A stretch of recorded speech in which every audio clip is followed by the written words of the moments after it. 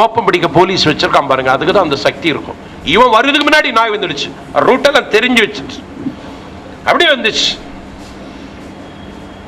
இவனுக்கு ஆச்சரியம், வந்துட்டியா வந்துட்டியா இன்னைக்கு என்ன செய்யறோம் பார் அப்படின்னு சொல்லி என்ன செய்தான், அடுத்த நாளும் நாய கார்ல உட்கார வச்சு இப்படி கொண்டு போய் கங்கை கொண்டான் கொண்டு போய் கயத்தாறுல விட்டுட்டு இவன் அப்படியே ஒட்டப்படாரம் வந்து தூத்துக்குடி வந்து திருநெல்வேலிக்கு வந்துட்டான். இந்த வழியை இது பின்பற்றி வரக்கூடாதுன்னு நினைச்சிட்டு அவன் வந்துட்டான். ஆனா அன்னைக்கும் இவன் வர்றதுக்கு முன்னாடி நாய் வந்து உட்கார்ந்துருச்சு. ஆத்திரம்னா இது என்ன இப்படி நம்மளை பழி வாங்குதுன்னு சொல்லி அடுத்த நாள் நாயை கார்ல உட்கார வச்சு விக்ரமசிங்கரம் போய் பாபநாசம் போய் காரையாறு போய் மாஞ்சோலைக்கு கொண்டு போயிட்டான். மாஞ்சோலையில கொண்டு ஒரு நடு காட்டுல விட்டுட்டு பின்பற்றி வந்துவிடக்கூடாதுன்னு இவன் காட்டுக்கு எல்லை வரைக்கும் நடந்து போறான். இவன் எல்லை வரைக்கும் போயிட்டான், நாயை காணல. அப்புறம் வீட்டுக்கு போன் போட்டான். வீட்டுக்கு போன் போட்டான், கௌசல்யா கௌசல்யா, நான் தான் லோகநாதன் பேசுறேன், என்னங்க நாய் வந்துதாங்க அப்படின்னு கேக்குறான். வந்துச்சுட்டாவா? ஏன்னு கேட்டா ஒண்ணும் இல்ல, நாய்ட்ட போனை கொடுனா. ஏன்னு கேட்டா இல்ல வழி தெரியாம நிக்க.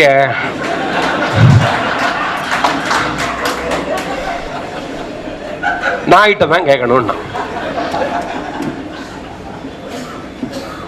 இந்த நாயை விட முடியுமா? நாயிட்ட இருந்து விடுதலை கிடைக்குமா? கிடைக்காது. இந்த வாழ்க்கையிலிருந்து உங்களுக்கு எனக்கு விடுதலை கிடைக்குமா? கிடைக்காது. இந்த வாழ்க்கையை அனுபவிச்சுத்தான் தீரணும். இதை சில பேர் விதின்றுவான், மட்டும்தான் என்கிற காரணத்தால்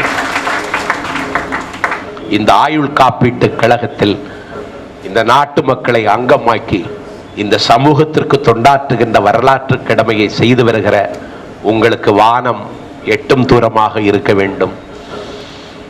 ஒரு கவிஞன் அழகாக சொன்னான், எனக்கும் வானத்துக்கும் ஒரு நாள் போட்டி நடந்தது, எனக்கும் வானத்திற்கும் ஒரு நாள் போட்டி நடந்தது.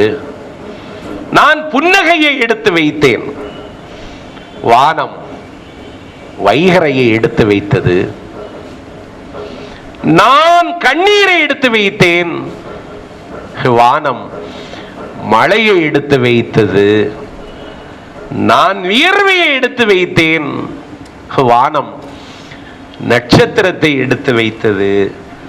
நான் கோபத்தை எடுத்து வைத்தேன், வானம் வெயிலை எடுத்து வைத்தது.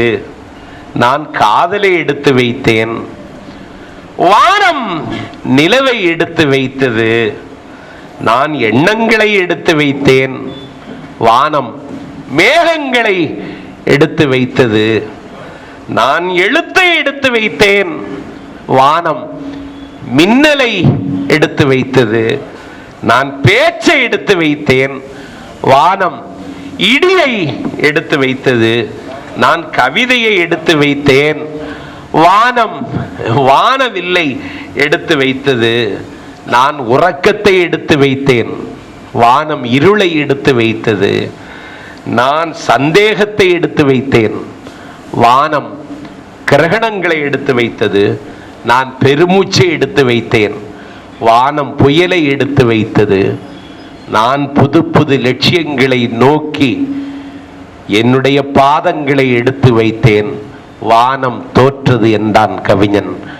ஆகவே புது புது லட்சியங்களை நோக்கி, புது புது மனிதர்களை நோக்கி உங்கள் பாதங்களை எடுத்து வையுங்கள், வானம் தோற்கும், வானம் உங்களுக்கு வசப்படும், வானம் உங்களுக்கு எட்டும் தூரமாக இருக்கும்.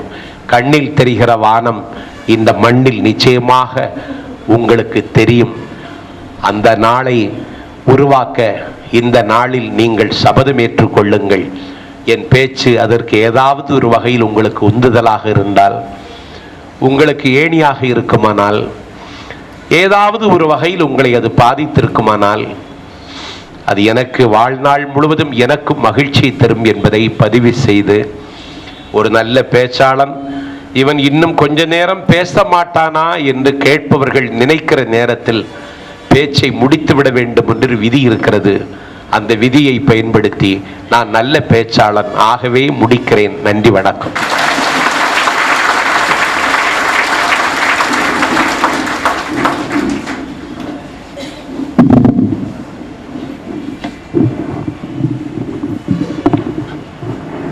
நமக்கெல்லாம் புது இரத்தத்தை பாய்ச்சிய ஐயா நாஞ்சில் சம்பத் அவர்களுக்கு அனைவரும் கரவொலி எழுப்பி